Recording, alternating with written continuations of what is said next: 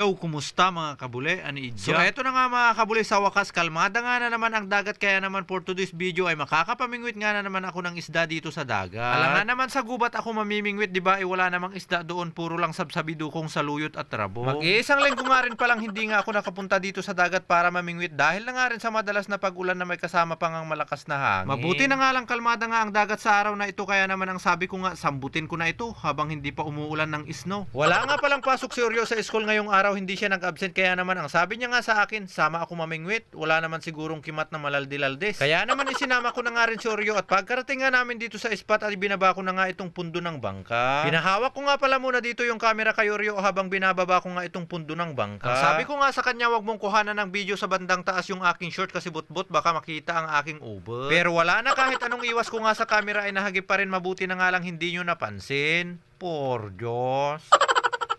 At syempre naman, para nga kondisyon ng aking katawan sa pamimingwit ay nag-exercise na nga rin muna ako dito. Pagkatapos ko ang nag-exercise dyan, parang luang lang ang sabi siguro ni Oreo, kaya naman inilabas ko na nga itong aking mga gamit sa lagayan ko ng isda. Syempre dating gawi, ang gamit ko nga palang nylon sa pamimingwit ay 0.35 at yung taga naman ay 5.64. Halaga ang 60 pesos, 1/4 nga pala ang bili ko dito sa aming hipon na pamain. Isinalin ko nga lang pala ito sa net para maibabad sa tubig para manatili silang still alive, hindi sila maustal. At nang nakalagay na nga rin ako dito ng pamain sa aking pamimingwit ay agad ko na nga rin itong ibinunto. At sa unang paghatak ko nga ay abas walang nahuli, pero dito nga sa pangalawa ay nakahuli na nga ako ng isdang tutukro. Dito nga lang pala kami sa loob na mingwit ngayong araw dahil hindi pa nga sanay si Oreo sa labas o record, baka bigla siyang magpakain ng pato. Nakakahilo rin kasi sa labas o record lalo na kapag hindi ka nga sanay sa mga alon. At nang makahuli nga pala ako dito ng isdang rogso ay halos napapasayaw na nga lang si Oreo na nasa aking likod. May dumawi nga na naman pala dito sa aking kawil, kaya naman hatak na naman, nakahuli nga na naman ako dito ng isdang tutukro. Ay tutok rin nga pala ang tawag namin dito dahil hindi pa nga siya masyadong malaki. Naligaw lang ata itong kasunod kong nahuli dahil madala nga lang ako nakakahuli ng isdang ganito dito, isdang may balbas, gumyan. Isdang napakasarap naman talagang ipaksiw ang sabi nga nila dito, at nakahuli nga na naman pala ako dito ng isdang tudyo. Pagkahuli ko nga dito sa isdang tudyo ko ay kinuha ko na nga itong fishing rod para ipamain, baka sakaling may dumawing layalay. Hahayaan nga lang pala namin itong magpalutang-lutang habang ako ay namimingwit para kapag dinawi ng layalay, idi-isupay. Medyo mahangin na nga rin pala sa oras na ito, kaya naman kapag naghahagis nga ako ng aking kawil parang helicopter, pinapaikot-ikot. May dumawi nga na naman pala dito sa aking kawil na ang sabi ko nga kay Oreo, siguradong rugso na naman ito, kaya naman ayan na naman, sumasayaw na naman, dumali na naman si Oreo. Tuwang-tuwa nga rin talaga si Oreo kapag nakakahuli nga ako ng isdang rugso, lalo na kapag good size. Ang sabi ko nga sa kanya, wag kang masyadong malikot, alalay ka lang dyan sa pagsayaw sa likod, baka malaglag ka sa bangka sana. Nakahuli nga na naman pala ako dito ng isdang rugso, kaya naman ang sabi ko nga sa isip ko, buwinas ata ang pagsapa ni Oreo dahil lumanitak sa dawi ang rugso. Nakahuli nga rin pala ako dito ng isdang snapper, yung may stripe sa katawan ay sa kaliskis pala. Puro paghatak sa isda na nga lang pala ang kinukuhanan ko ng video dito dahil sobrang haba nga nitong video kapag sinama ko pa yung paghagis. Dahil limitado nga lang din ang pwedeng i-upload na video dito sa Facebook, hindi masyadong mahaba. Magkakasunod na isdang rugso na nga rin pala ang nahuli ko dito, ang kagandahan pa nga puro good size. At habang lumanitak pa nga ang kain ng rugso dito mga kabuli, ay gusto ko munang i-shoutout ang mga nagpapa-shout.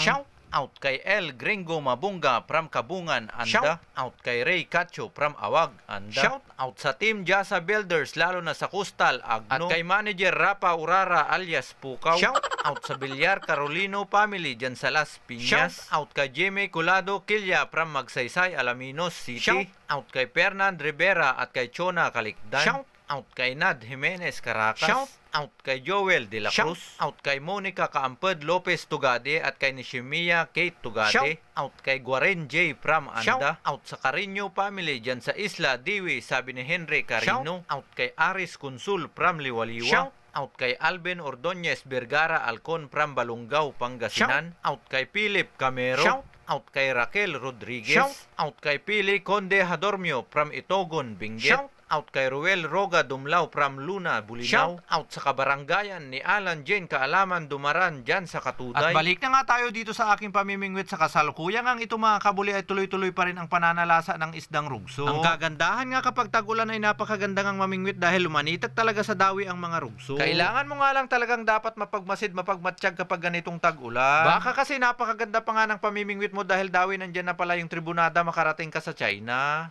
Por Diyos. Biglang sinibad nga na naman pala dito yung aking kawil na siguradong malaki dahil mabigat. At pagkaangat ko nga dito, por Diyos, malaki nga sa wakas, meron na rin pagsagpaw sa sabsabiduko. Tuloy-tuloy pa rin nga ang dawi ng rugso dito, kaya naman di ko na mapipigilan ang dawi ng rugso at pagsayaw ni Oreo. Buong akala ko nga wala akong maiuwing pangulam dito yung aming pusa dahil ang nahuli ko nga ay puro good size. Mabuti na nga lang rin nakahuli rin ako dito ng isdang medyo maliliit, isdang takriw at itong tutok rin. Hindi nga lang pala mga isdang rugso ang lumanitak sa dawi ngayong araw dahil lumanitak nga rin ang mga isdang takriw. Magkakasunod na isdang takriw nga rin ang nahuli ko dito. Ang kagandahan pa nga hindi nalalayo ang kanilang size sa mga good size na nahuli kong rugso. Nakahuli pa nga ako dito ng dubling takriw kaya naman ang tawag ko nga sa isdang ito ay takriw-takriw. Parang nagiging kulay pula nga itong mga isdang takriw habang lumalaki kaya naman napapaisip nga ako maya-maya kaya ito. Nakahuli nga na naman pala ako dito ng doble isdang tutukro o lapu-lapu kaya naman ang tawag ko nga dito ay lapu-lapu lang. Hindi nga lang namin nakuhanan ng buong video itong aming pamimingwit mga kabuli dahil biglang umambon kanina. At dahil naubusan na nga rin kami dito ng pamain at palakas na yung hangin agad na nga rin kaming umuwi. Naubusan na kami ng pain mga kabuli. Balik pa uwi na rin kami kasi malakas na yung hangin. Dalawa pa naman kami dito sa bangka. Sobrang kapal ng ulap mga kabuli. Doon sa Pulangkit. Punta na dito. Punta dito yung hangin niya kaya papunta dito yan. Kaya kailangan na namin umuwi. Paspasan na to pag uwi namin ni Rio. Talagang barurot to. Sigurado. Hindi lang natin nakuha na ng buong video yung pangangawil natin kasi ambon.